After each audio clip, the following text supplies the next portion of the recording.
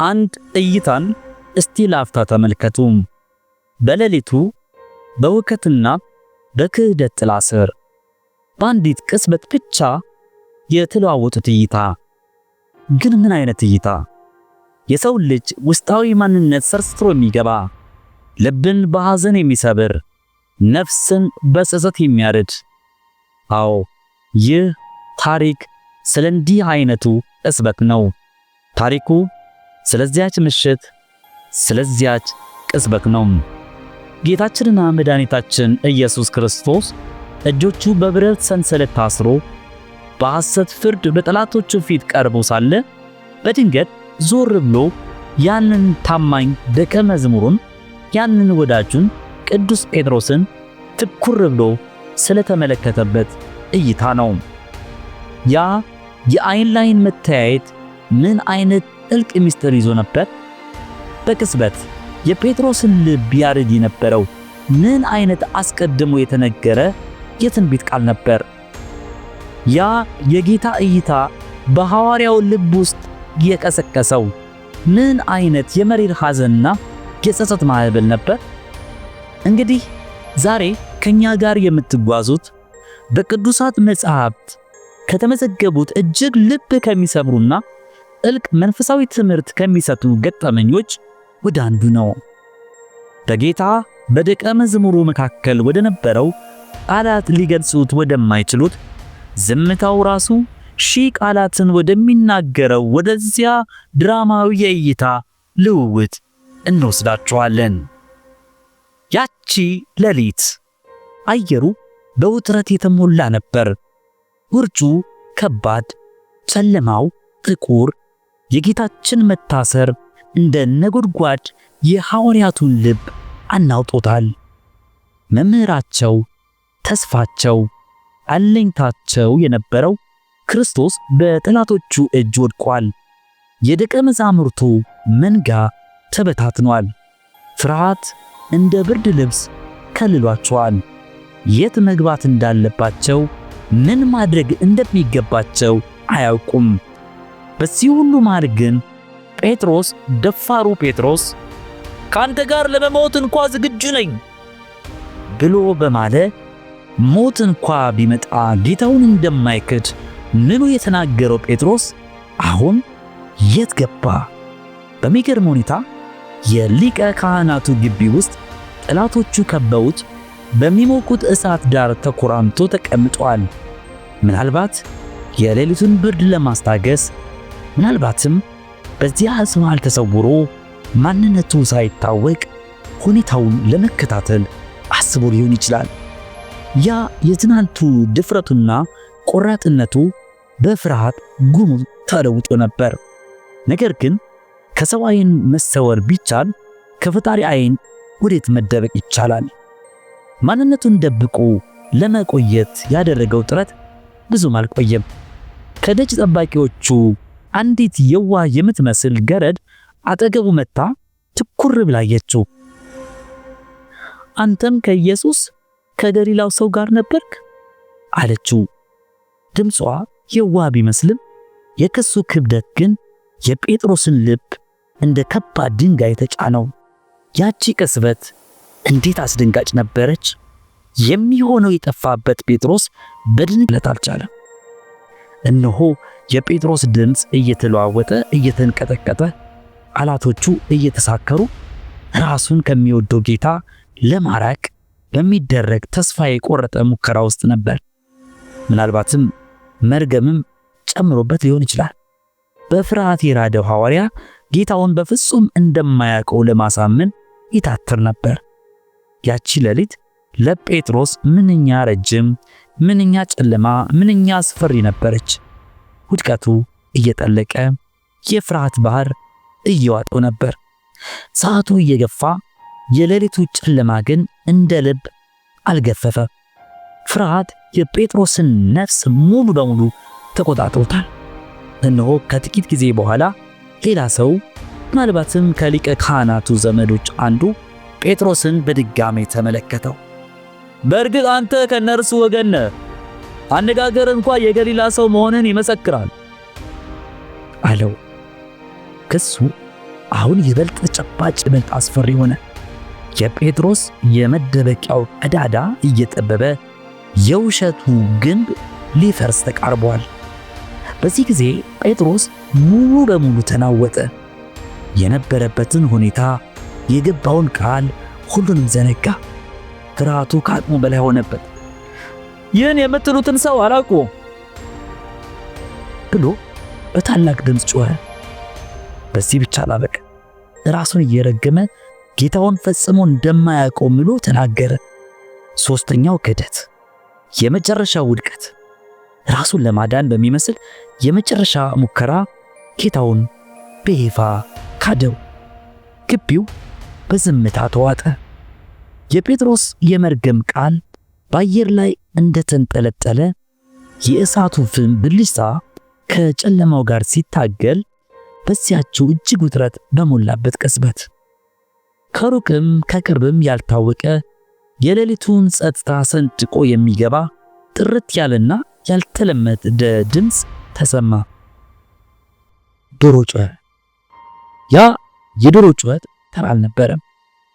ጊዜውን ጠብቆ የተነገረ ልቡን ሰርስሮ የሚገባ የትንቢት ድምፅ ነበር። የቃል ኪዳን መፍረስ፣ የፍቅር መከዳት፣ የሰው ልጅ ድካም ማሳያ ምልክት ነበር። በሚያስደንቅ ሁኔታ የዶሮ በጩኸት በዚያችው ሰከንድ በወታደሮች ተከቦ እየተገፈታተረ ይወስድ የነበረው ጌታችን ኢየሱስ ክርስቶስ ዞር አለ። በሰዎች ግርግር መሃል በደብዛዛው የእሳት ብርሃን ውስጥ አይኖቹ በቀጥታ የጴጥሮስን አይኖች አገኙ። ጴጥሮስ ያየው እይታ ምን አይነት ነበር?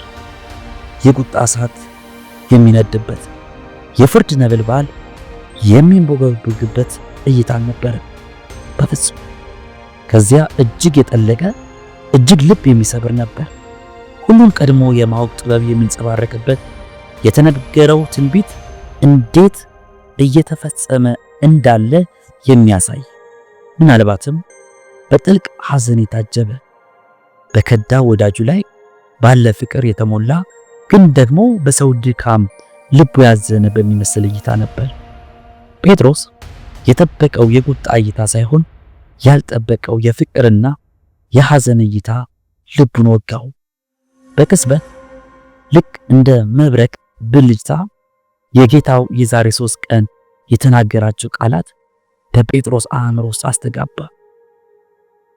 ዛሬ ዶሮ 2 ሳይጮህ አንተ 3 ጊዜ ትክደኛለህ። ያኔ ያልተረዳው የቃሉ ክብደት አሁን እንደ ተራራ ጫና ነፍሱን ተጫናት። ያ የዶሮ ጩኸት እናም ያ የጌታ እይታ በአንድነት የጴጥሮስን የመካድ ድርጊት አስከፊነት፣ የውድቀቱን ጥልቀት፣ የገባውን ቃል ማፍረሱን አጋለጡበት። የክህደቱ ክብደት እንደ እሳት አቃጠለው። በጠላቶቹ ፊት ጌታውን መካዱ፣ ያውም በመርገም ጭምር መካዱ ልቡን በጸጸት ሰበረው። ያ ደፋር ሐዋርያ አሁን በኀፍረት አንገቱን ደፋ። ከእሳቱ ዳር መቀመጥ አልቻለም። የሚከሱት የሚመስሉት የሰዎቹ አይኖች፣ ከሁሉም በላይ ደግሞ ያ የጌታው የመጨረሻ እይታ ከህሊናው አልጠፋሉት። ተንገዳገደ። ከእሳቱ ነበልባል ራቀ። ከአሳዳጆቹ አይን ለመሰወር እንደሚፈልግ አሁን ደግሞ ከራሱ ህሊና ለመሸሽ እንደሚፈልግ ከነበረበት ስፍራ በፍጥነት ወጣ። ወደ ጨለማው ገባ። ወደ ብቸኝነቱ፣ ወደ ውስጥ እያየ ያደረገውን እያሰበ በውድቀቱ እየተሰቃየ ብቻውን ሄደ። ከዚያም አለቀሰ። ምን አይነት ለቅሶ! ይህ ተራ የእንባ ፍሰት አልነበረም። የሐዘን እንባ ብቻም አልነበረም። ከነፍሱ ጥልቅ የሚመነጭ፣ ልብን የሚያስጨንቅ፣ ነፍስን የሚያነጻ የመራራ ጸጸት እንባ ነበር። በገዛ ፈቃዱ፣ በገዛ ፍርሃቱ ጌታውን፣ መምህሩን፣ ወዳጁን መካዱን እያሰበ ምርር ባለች ጌታዬን ከዳሁት፣ የገባሁትን ቃል አፈረሱ፣ እንዴት ይህን አደረጉ እያለ ራሱን ወቀሰ።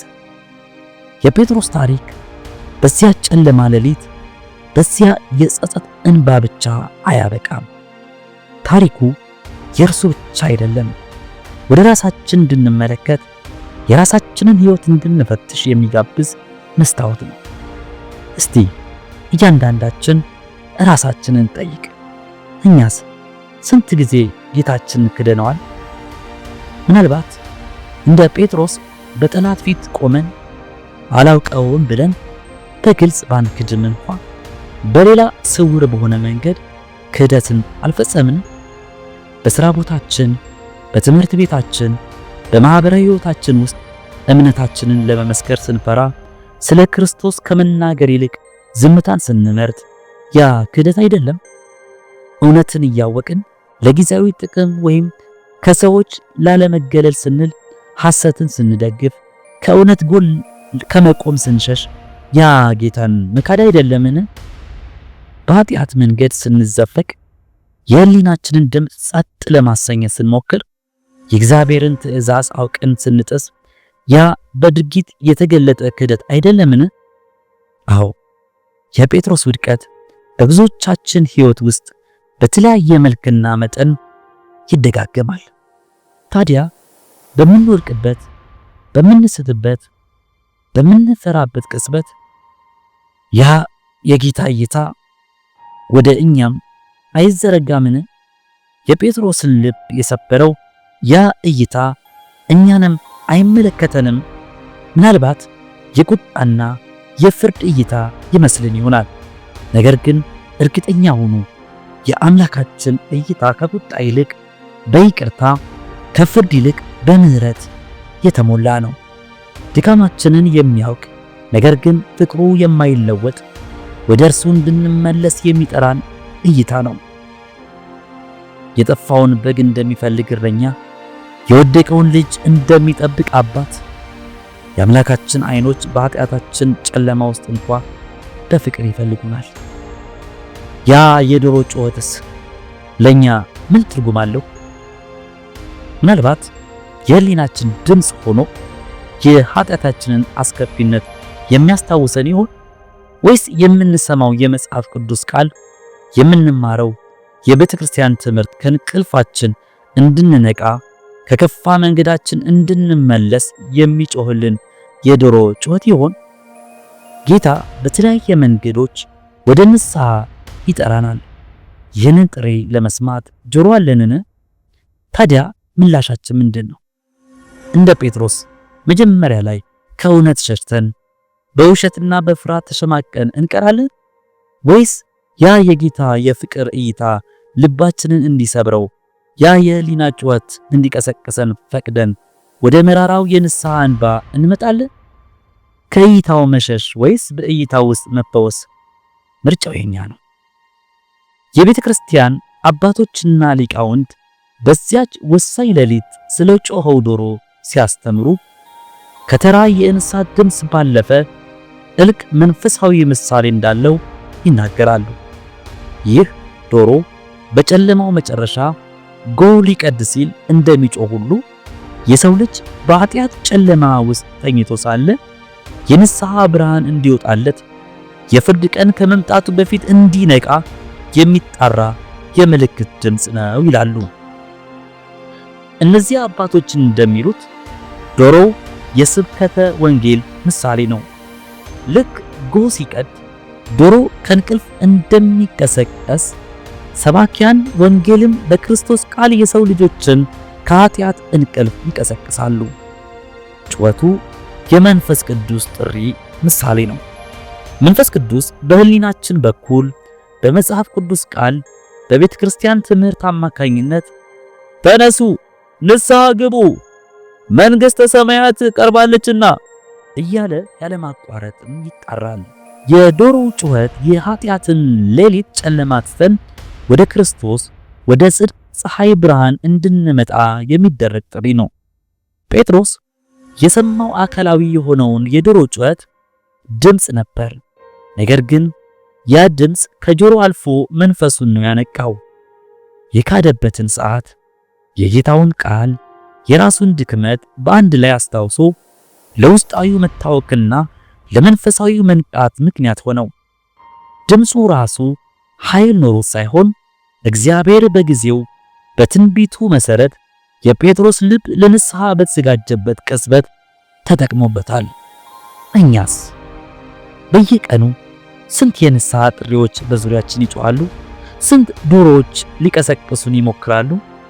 በቤተ ክርስቲያን የምንሰማቸው ስብከቶች፣ የምናነባቸው ቅዱሳት መጻሕፍት፣ በጸሎት ጊዜ የሚሰማን የህሊና ወቀሳም፣ በወዳጆቻችን በኩል የሚመጡን ምክሮችና ግሳጼዎች፣ እነዚህ ሁሉ ከኃጢአት እንቅልፋችን እንድንነቃ የሚጮሁልን መንፈሳዊ ዶሮዎች አይደሉምን? ታዲያ እነዚህ ጥሪዎች እንሰማቸዋለን? ጆሮአችንን እንደ ጴጥሮስ ለዚህ መንፈሳዊ ጩኸት እንከፍታለን ወይስ ቸል ብለን እናልፋቸዋለን? የጴጥሮስን የመጀመሪያ ፍርሃት ደግመን ከእውነታው ለመሸሽ እንሞክራለን? የንስሐን ጥሪ ዛሬ ነገ እያልን እናዘገየዋለን? ዶሮው ግን መጮሁን አያቆምም።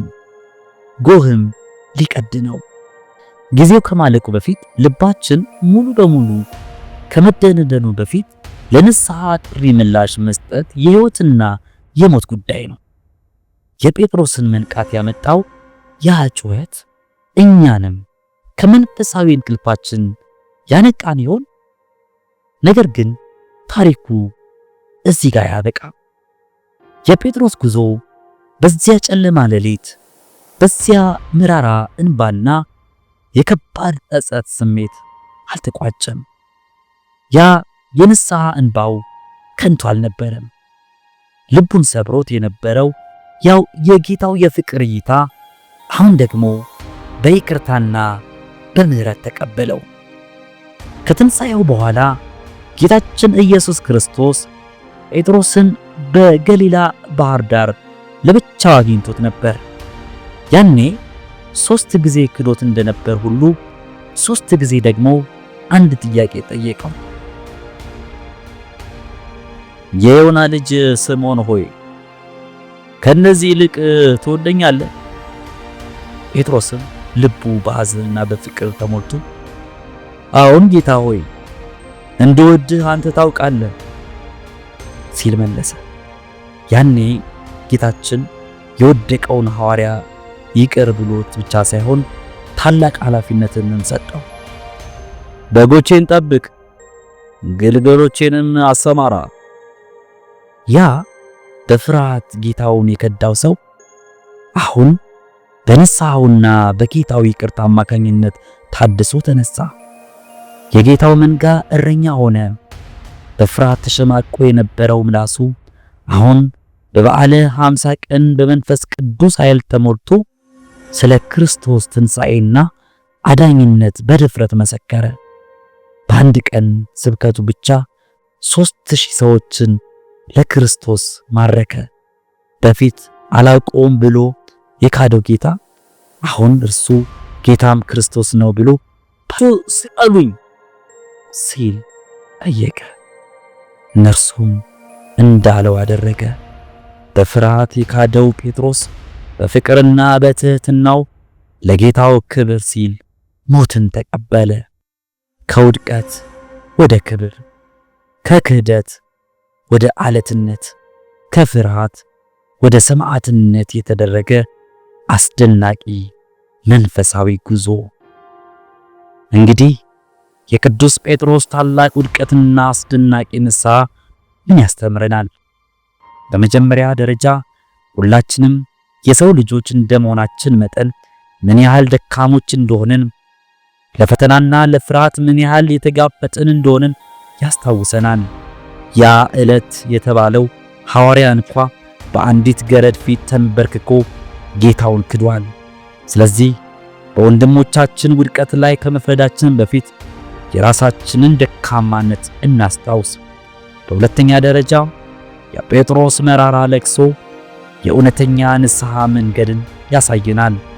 ንስሐ ማለት ለኃጢአት ማዘን ብቻ ሳይሆን ከኃጢአት መንገድ በሙሉ ልብ መመለስ፣ ዳግም ላለመበደል መወሰን ነው። የይሁዳ እንባ የተስፋ መቁረጥ እንባ ነበር፣ ወደ ሞት መራው። የጴጥሮስ እንባ ግን የሕይወት እንባ ነበር። ጌታውን የካደውን ያህል በርትቶ እንዲያገለግል ለሰማዕትነትም እንዲበቃ አደረገው። ይህ እንባ ጌታ ፊት ዋጋ ያለው ይቅርታን የሚያሰጥ መንፈስን የሚያነጻ ነው።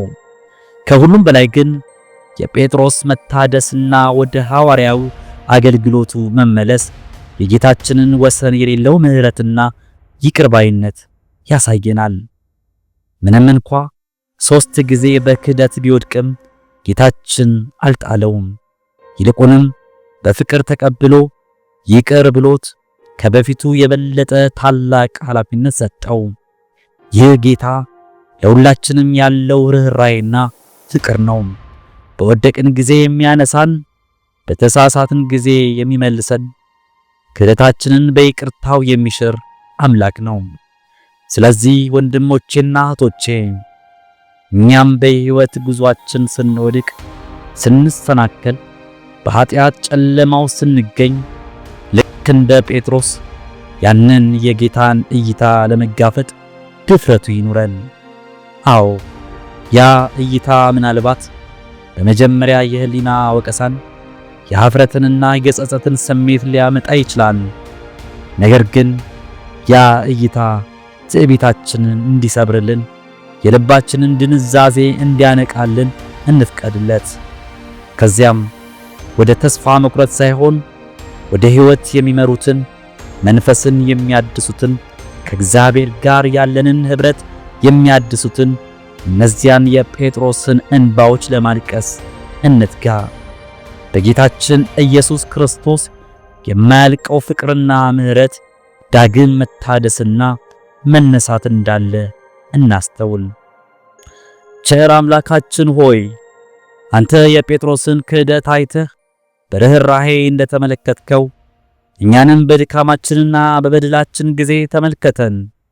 ያንተን ፍቅር የካድንበትን፣ እውነትን የሸሸንበትን ጊዜ ሁሉ ይቅር በለን። ልባችን በጸጸት እንዲሰበር፣ ዓይኖቻችንም እንደ ጴጥሮስ የመራራ ንስሐ እንባን እንዲያፈሱ እርዳን። በውድቀታችንም ሳንቆም በአንተ ጸጋ ታድሰን ለስም ክብር የምንኖር አድርገን። አቤቱ ወደኛም ተመልከት፣ የጴጥሮስንም እንባ ስጠን። አሜን።